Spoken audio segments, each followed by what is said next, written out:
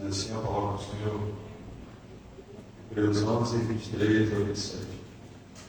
Mediante fé, Moisés ainda recém-nascido, foi escondido durante 3 meses por seus pais, porque perceberam que sua formosura não era comum e não temeram o decreto do rei.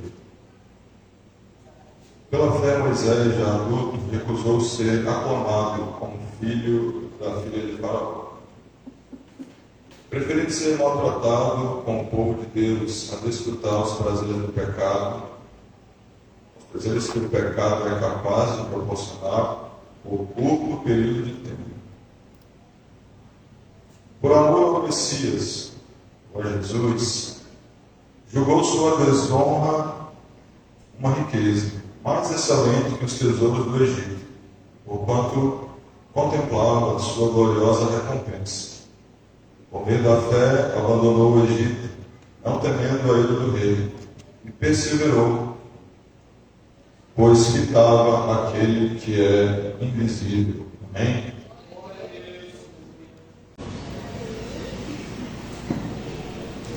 Amém, irmãos. Hebreus, novamente falando sobre Moisés. Na última vez que ministrei a palavra,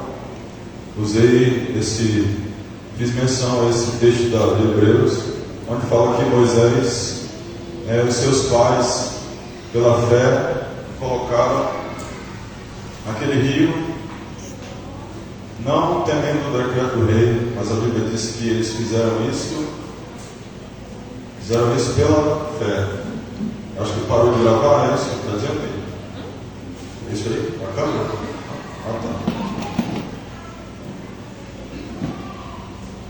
Então, Moisés, nós falamos sobre o começo da história de Moisés.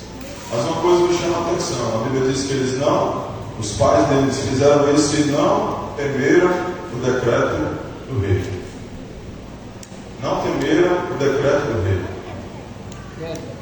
Existe uma coisa que o inimigo usa muito contra a igreja do Senhor, os filhos de Deus, é a questão do medo. Medo de as coisas darem errado. Medo de seguir adiante com Jesus. Porque se pensa como será mais à frente. Porque não se sabe, ou parece que existe um medo da pessoa realmente se entregar completamente ao plano de Deus. Será que existe esse medo nos corações? Será que existe esse medo? Não sei se a pessoa imagina, não, acho que Deus vai me mandar para o Haiti. Será que é essa preocupação? Às vezes parece que é um medo que Deus possa fazer. Mas isso, na obra de Deus, amado, no plano de Deus, as coisas de Deus, elas são muito diferentes daquilo que nós pensamos. É diferente dos medos é diferente das situações, melhor dizendo, que nós nos deparamos.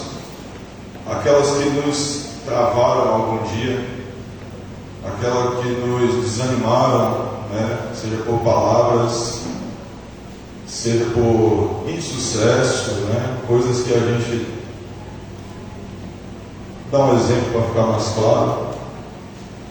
Hoje, quando tocava aqui, eu me alegrei no Senhor, porque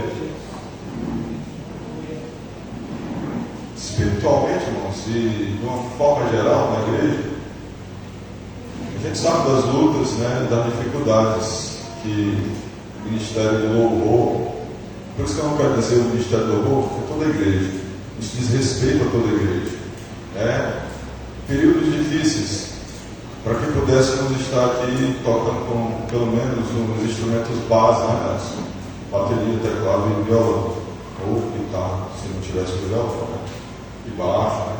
Então, um desafio, uma grande dificuldade. E muitas vezes ele ficou sem. Muitas vezes ensinados do Paulino tiveram que cantar aí com playback, né? Porque não tinha os outros instrumentos, né? Nem quem tocasse. Até tinha, mas não tinha quem tocasse. E eu, quando era mais jovem, acho que nem jovem, era criança mesmo, tinha uns seus 8 anos aí, eu tive a oportunidade de aprender. Minha mãe, ela quis me colocar na escola de música, eu não quis, porque eu ia dizer logo assim, eu era traumatizado com muitas coisas, né? E tinha as minhas dificuldades, devido, né, à minha trajetória inicial. Não era cristão, né?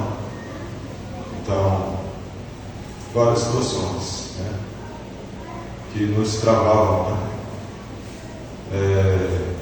Até durante o ensino médio, né, havia essas travas, elas vinham, né? Esses medos, eles vinham. O medo de quê?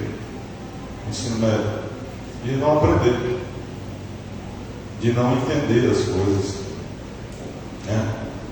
De se achar incapaz muitas vezes. Então esse era o medo. Um medo que poderia ter me paralisado, ter seguido adiante, nesse plano terreno, né? Estudar na escola, estudar para concurso, né? E outras coisas, aprender outras coisas. Esse medo, ele poderia ter travado a minha vida de evoluir, progredir, né? De melhorar, de me desenvolver. E quando eu comecei aqui, antes de eu começar a aprender, né, pegar um instrumento, antes até de eu comprar o violão, eu pensava, mas não sei nem se eu vou aprender esse negócio. Aí um dia estava tendo uma feira, né, no Garden, ali, com as lojas, né, expondo seus produtos, e uma das lojas era uma loja um estúdio desse de música aí, né? Escola de música. Eu cheguei para a mulher e falei assim, esse violão aí, qualquer pessoa consegue aprender isso aí?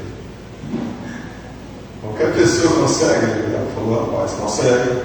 Ela falou, consegue, assim, consegue. Como se demonstrasse que existe algumas dificuldades, né? E eu, notadamente, né, devido a um histórico, né, bem atrás aí de coisas difíceis, né? Às vezes até palavras, né, negativas, já me veio aquele pensamento. Ela não me disse isso, mas como você tem um medo, você pensa logo o quê? É meio difícil para alguns. Nesses alguns, eu já me coloco no meio, né? Porque então a gente enxerga o mundo, irmãos, conforme o formato da nossa mente, né? A construção da nossa mente, a construção do nosso pensamento, a construção do nosso emocional. A gente enxerga conforme nós entendemos até aqui. Então, quando você é colocado diante de situações difíceis, de situações contrárias, normalmente, se você não tem uma visão, você vai voltar atrás, você vai desanimar. Por exemplo, os discípulos, né, nunca tinham visto Jesus multiplicar pães, alimentos, né, assim no deserto, com tantas pessoas. Mas a partir do momento que eles viram a primeira vez, isso já abre-se, né, um leque, abre os horizontes. Era para ser, né? Às vezes não era, né? Porque Jesus fez a segunda multiplicação e Jesus disse, né? Eles não entenderam a primeira, né? Por isso que eles estavam escondendo até o pão na segunda. Então, Jesus, ele nos mostra, irmãos, como nós podemos vencer. Jesus nos mostra como nós podemos avançar sem temer. Está na sua palavra. Então, a gente enxerga conforme é a nossa formação mental, mentalidade, emocional. Então, tudo isso, personalidade, né, temperamento, tudo isso influencia a nossa vida, como nós enxergamos as coisas. Então a mulher me dá aquela informação, é um pouco difícil, um pouco difícil, isso já pareceu um gigante, né? Entendeu? Mas aí, irmãos, a mente renovada, ela se volta para a palavra de Deus, e ela começa a ver as coisas de outro jeito.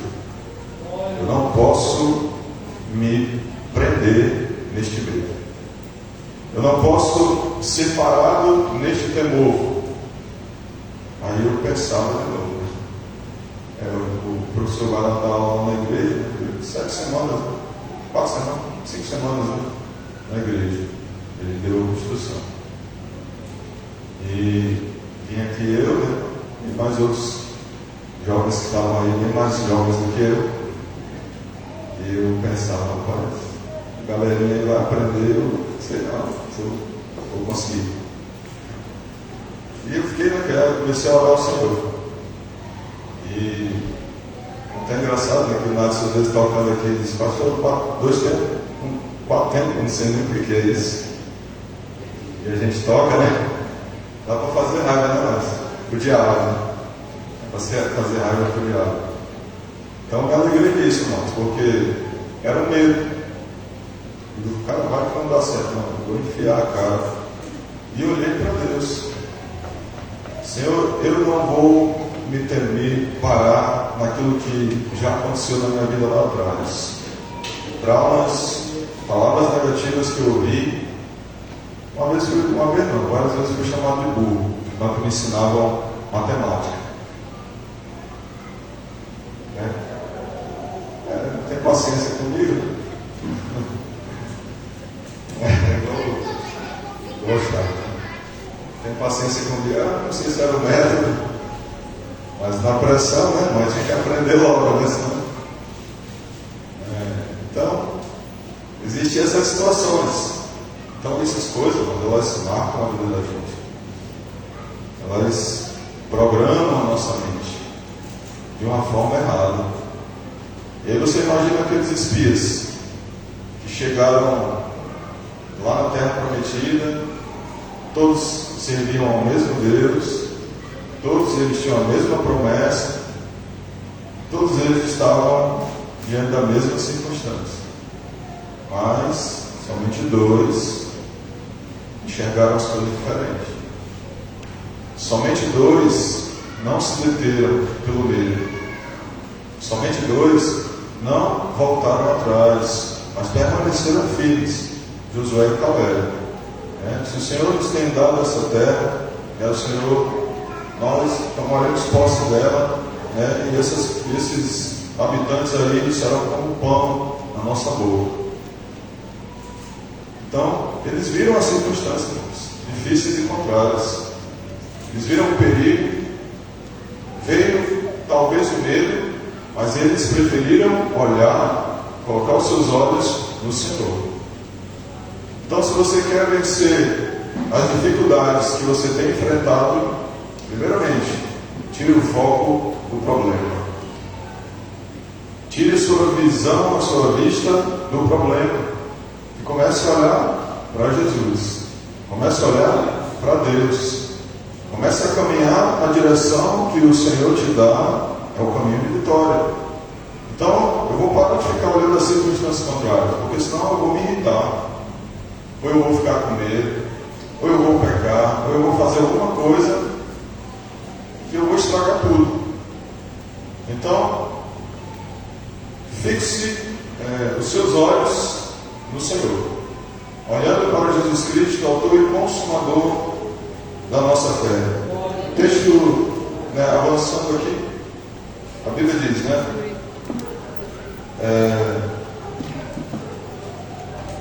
pela fé Moisés, já adulto, recusou ser aclamado como filho da filha de Faraó. Ser aclamado como filho da filha de Faraó. O Moisés aqui, ele recusou que posição.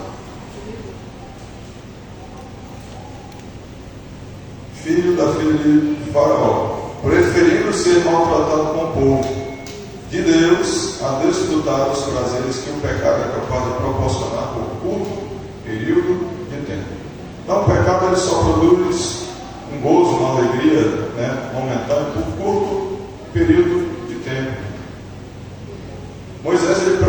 estar com o povo de Deus. O versículo seguinte diz: por amor, eu prefiro ler nessa outra versão esse versículo. Pela fé deixou, tendo por maiores riquezas os vitupérios de Cristo, o sofrimento de Cristo, do que os tesouros do Egito, porque tinha em vista a recompensa. Tendo por mais excelente as riquezas de Cristo, que era o seu sofrimento, o seu vitupério, do que os tesouros do Egito. Era bom estar no Egito? A Bíblia diz que Moisés não temeu, irmãos. Não temeu. O versículo seguinte diz: pela fé deixou o Egito, não temendo a ira do rei, porque ficou firme como vendo o invisível. Pela fé deixou o Egito, não temendo a ira do rei, porque ficou firme como vê aquele que é invisível.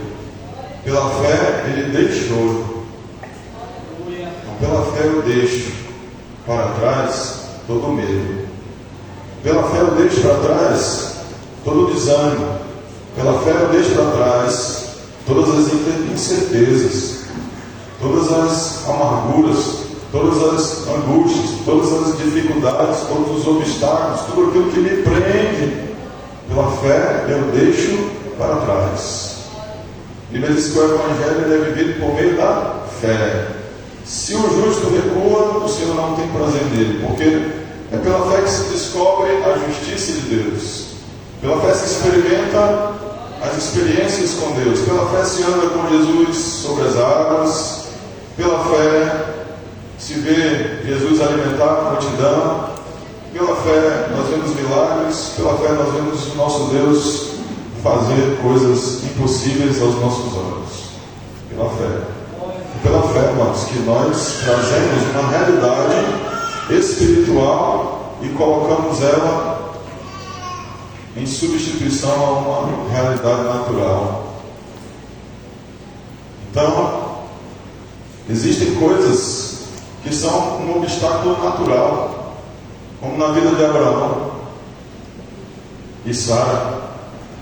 O Senhor disse a eles que ia dar ele um filho, né? E passou-se 25 anos para isso se cumprir, porque havia um obstáculo natural. Mas a promessa não demorou a se cumprir exatamente por causa do obstáculo, mas sim porque deveria obedecer a um tempo. E esse tempo também estava sujeito a Abraão crer que Deus traz as coisas que não são como se já fossem. Como está escrito lá em Romanos: não atentando ele para o seu corpo já amortecido, nem para o ventre de Sara, o qual era incapaz de produzir filhos ou gerar filhos, mas ficou firme, exatamente como Moisés, foi fortalecido na fé, dando glória a Deus. Existia uma realidade natural, é impossível gerar filhos. Mas também existe uma realidade espiritual que vem sobre nós, que se estabelece mediante uma palavra, promessa de Deus. Palavra, promessa de Deus. Nós já temos muitas coisas ditas por Deus aqui na sua palavra. A profecia, quando ela vem, ela só vem para complementar e às vezes me dá uma direção mais específica. Mas o que Deus já falou aqui já é bastante suficiente. Na verdade, já é suficiente. Porque se eu estou em uma condição semelhante, o que eu vou ter que fazer? Usar a fé, aplicar a fé, crer no Senhor, confiar no Senhor, para que eu possa viver aquilo que Ele tem para a minha vida. Exatamente como Moisés. Moisés tinha que viver aquilo que Deus planejou para ele? Sim. Ele deveria, poderia, e ele só viveu porque ele resolveu, pela fé, deixar o Egito. Ele não deixou por causa do medo, a Bíblia diz. Ele não deixou porque ele temia alguma coisa. Ele não deixou por qualquer outro motivo. Mas a Bíblia diz que pela fé ele deixou o Egito. Amém? Sempre na nossa vida nós precisamos ter uma atitude de fé. Pela fé deixou o Egito, não temendo a ira do rei, porque ficou firme como quem vê o invisível. Não temendo a ira do rei. Muitas pessoas têm medo porque elas temem uma situação. Eu tenho medo porque se eu sair desse lugar, eu posso perder, um benefício que eu tenho. Eu tenho medo porque se eu sair dessa, agora tirando o lugar, eu tenho medo porque se eu sair dessa condição, eu tenho medo que eu perca tais e tais benefícios. Eu tenho medo porque se eu deixar de lado essa circunstância, eu posso não viver tão feliz, Pode ser que minha vida não seja tão boa, Pode ser que eu não tenha menos, benefícios, prosperidade, finanças, dinheiro, etc. Até que prosperidade não tem muito a ver com dinheiro, mas sim, prosperidade tem a ver com você estar, que é uma pessoa próspera, uma pessoa que está desenvolvendo-se dentro do plano de Deus de forma, em tempo certo. Ela está se desenvolvendo no tempo certo. É igual Jesus, eu todos os anos, 30 anos, começou o ministério. Não começou tarde, não começou cedo, começou no tempo de Deus. Então, Jesus, tu é próspero? Aí Jesus tinha 15 anos de idade. Sou, mas tu não está cumprindo o propósito ainda, só quando chegar o tempo. Ele era próspero até enquanto não se cumpria o tempo, ele também era próspero. Assim como nós. Basta só nós estarmos dentro da vontade de Deus. Então as pessoas temem. Vou ler um texto aqui. E isso tem muito a ver. Lucas capítulo 13, versículo 10 a 17. Lucas capítulo 13, versículo 10 a 17.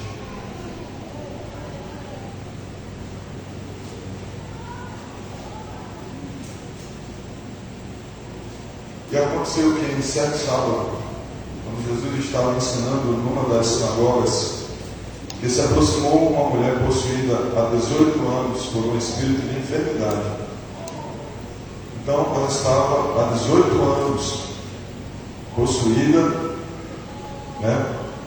por um espírito de enfermidade que a mantinha doente. Essa mulher ela não se endemoniava, não ficava ali possessa, se debatendo. Pelo menos a Bíblia não relata isso, mas a Bíblia diz que a sua enfermidade era causada por um espírito maligno. E ela caminhava encurvada, sem condição alguma de se endireitar. Ao observar, Jesus pediu que viesse à frente e ele lhe afirmou: mulher, estás livre da tua enfermidade. Em seguida lhe impôs as mãos. Naquele mesmo instante ela se endireitou e passou a glorificar a Deus. Entretanto, o dirigente da sinagoga, indignado ao ver Jesus curando no sábado, admoestou a multidão: há 6 dias em que se deve trabalhar, vindo portanto nesses dias para sermos curados e não no sábado. Então o Senhor exclamou: hipócritas, porventura cada um de vós não desamarra no sábado o seu boi ou jumento do obstáculo e leva dali para servir água? Sendo assim, por qual motivo não se deveria libertar em dia de sábado esta mulher, uma filha de Abraão, a quem Satanás escravizava por 18 anos? Por 18 anos, essa mulher estava em escravidão. O que era isso, irmãos? Um cativeiro espiritual. A mulher, ela não podia viver plenamente bem porque ela estava em um cativeiro espiritual. O diabo, irmãos, ele trabalha muito nesse sentido, para prender pessoas em um cativeiro espiritual. Moisés, ele estava ali no Egito, e tendo o Egito como também um cativeiro espiritual. O texto é muito claro em dizer que Moisés, ele desprezou os tesouros do Egito, ou seja, nada disso prendeu ele ali. O que Moisés tinha ali, irmãos? Coisas boas, regalias, posição, tinha fama, Tinha do bom e do melhor, né? Tinha status, tinha tudo que ele quisesse ali. Mas a Bíblia diz que ele desprezou tudo isso e teve por mais excelente o sofrimento de Cristo. E a Bíblia diz que pela fé ele deixa o Egito, não temendo a ira do rei de Faraó, e fica firme como vê aquele que é invisível. Moisés, então, ele sai do Egito e ele vai do mundo afora, ele vai deserto afora, igual Abraão, sem saber para onde ia. E o Senhor, contando que o Senhor vai lhe dar o sustento, contando que o Senhor vai lhe guardar, contando que o Senhor vai lhe dirigir, contando que o Senhor tem os seus planos e que o Senhor vai cumprir. Ele achando que ele, como era, para ser o libertador, ele quis matar o egípcio e fazer tudo na mão do jeito dele, mas não era. Mas agora Moisés ele sai dali sem nada, mas ele crê e fica firme como quem vê o invisível, como quem vê aquele que é invisível, como vendo o Senhor. E esse tem que ser, amado, o nosso posicionamento. As pessoas têm medo de sair de lugares, porque estão, muitas das vezes, em um cativeiro espiritual e não entendem. Estão vivendo situações de legalidade a Satanás. Entendeu? Então, como é que a minha vida, irmãos, ela não progride, não melhora? Muitas vezes estou dizendo, não é uma regra, mas muitas vezes, irmãos, é porque está travado, está preso, porque está em uma condição de legalidade a Satanás. Como damos legalidade a Satanás? Quebrando os princípios de Deus, quebrando a palavra de Deus, negligenciando a palavra do Senhor.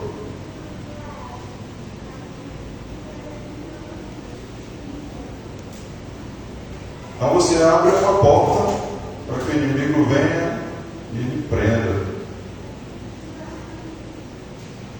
Muitas vezes portas que você não vê, mas que os demônios são rápidos, né? E ficam ali perturbando, ficam ali tirando a paz e trazendo um monte de coisa sobre a vida do cristão, que lhe torna pesado servir ao Senhor, que lhe torna difícil servir ao Senhor.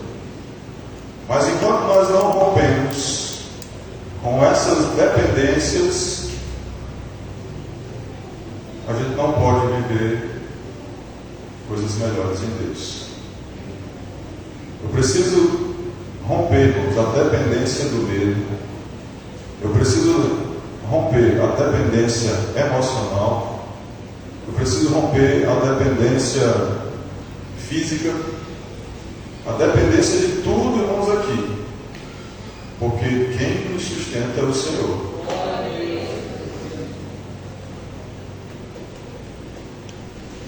Como diz lá em Deuteronômio, capítulo 8, o Senhor, ele levou Israel pelo deserto e lhe fez ter fome, mas ele sustentou.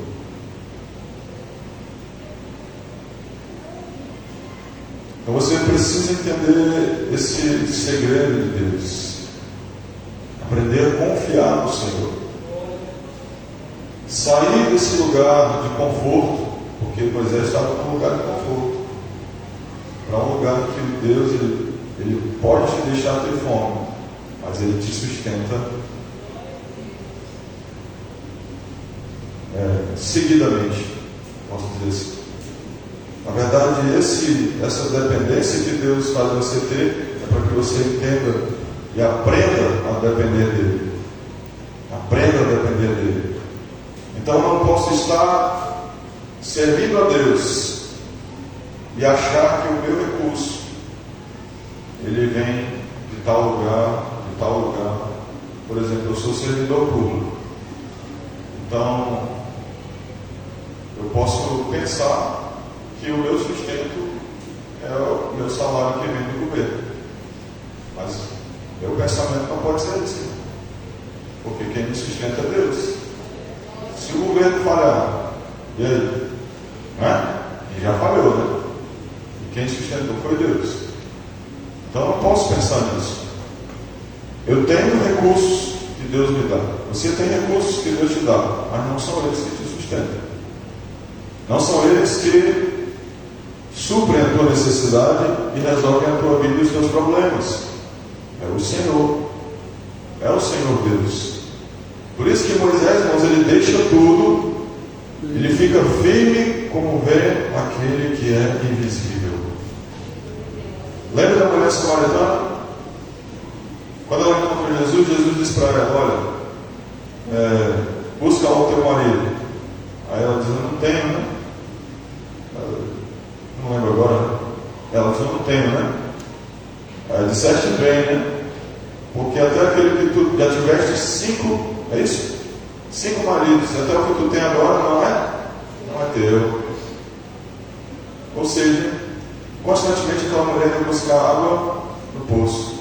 A vida dela era depender de algo natural, do seu dia a dia. Ou seja, aquela ilustração, aquele fato, ele demonstra isso. Que a sua vida cotidianamente era uma rotina que ela tinha uma dependência que ela buscava em outros lugares, em pessoas, em homens, né? Mas Jesus disse para ela: olha, você precisa não disso, porque não é isso que vai te sustentar. O que vai te sustentar, o que vai te resolver a vida inteira é uma água que eu te dou, e essa nunca se esgotará. E dela se faz uma fonte que joga para a vida eterna. Quem beber dessa água torna-se ter sede, mas aquele que beber da água que ele der nunca mais terá sede. Deus está dizendo, amados, que Ele é a fonte, a única fonte que nós precisamos para tudo.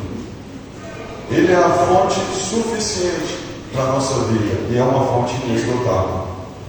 É uma fonte inesgotável. Então, por que eu vou temer me prender em tais e tais situações? Por que eu vou temer sofrer perdas? Não, mas se eu sair dessa condição, eu vou perder isso, vou perder aquilo, vou perder, né, essa bênção. Se eu estou em um lugar de ilegalidade, irmãos, eu nunca vou sair desse lugar. Eu vou viver em um cativeiro. E o diabo vai me prender ali. E viver uma coisa melhor, ou vai ver o que aquilo vai desenvolver a minha vida, não vai acontecer, porque eu estou sempre preso a uma dada situação. Jesus disse: olha, aquele que quiser vir após mim, negue-se a si mesmo, tome cada dia a sua cruz e siga-me. Porque é um negar-se diário, é uma renúncia diária, é uma decisão diária. Jesus ainda diz assim: olha, aquele que ama mais o seu pai do que a mim, não é digno de mim; aquele que ama mais a sua mãe do que a mim, não é digno de mim; irmãos e irmãs e etc. Coisas, propriedades, né? Aquele que ama mais a tudo isso não é digno de mim. Por quê, irmãos? Porque o sustento está no Senhor. Porque a fonte é Deus. Porque nós só podemos depender de Deus. Moisés sai, mas Deus traz ele de volta para cumprir todo o plano e o traz cheio de poder, cheio da direção de Deus, para fazer tudo aquilo que Deus queria que ele fizesse. Não teve ninguém que teve uma intimidade tão grande com Deus, né? Pelo menos naquele período ali. A gente não pode andar medindo, né? Mas Moisés viveu uma experiência extraordinária com Deus. E será que eu e você não podemos viver o plano de Deus para nós? Podemos e devemos. Precisamos confiar em Deus e largar essas coisas que nos tiram o foco. que nos distrai. Eu não preciso de X, de Y, de Z para ser feliz, para adorar a Deus, para receber de Deus. Eu não preciso de coisa nenhuma aqui. Eu preciso do plano de Deus na minha vida e isso é o que me basta. E Deus sabe o que é melhor para nós. Deus sabe o que é melhor para mim e para você. Amém? Vamos finalizar por aqui devido ao cedo também, né? Eu convido você a ficar de pé.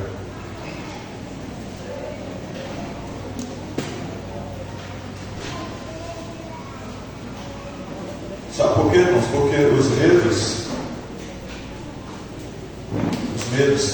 as dependências emocionais, as dependências físicas e dependências em coisas, em situações, né, que nós podemos passar, elas nos levam a negligenciar a nossa própria vida com Deus. Amém? Nós negligenciamos a obra de Deus, nós deixamos de servir a Deus plenamente por causa dessas prisões, por causa desses cativeiros, por causa desses Egitos, né, por aí, por causa de coisas, amados.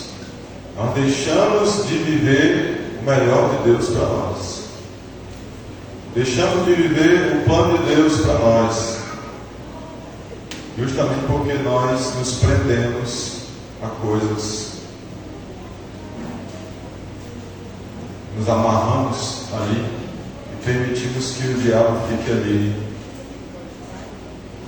perturbando, oprimindo, né, trazendo cargas, opressões, perturbações, várias coisas. Por quê, irmãos? Porque nós nos permitimos ficar nesse lugar.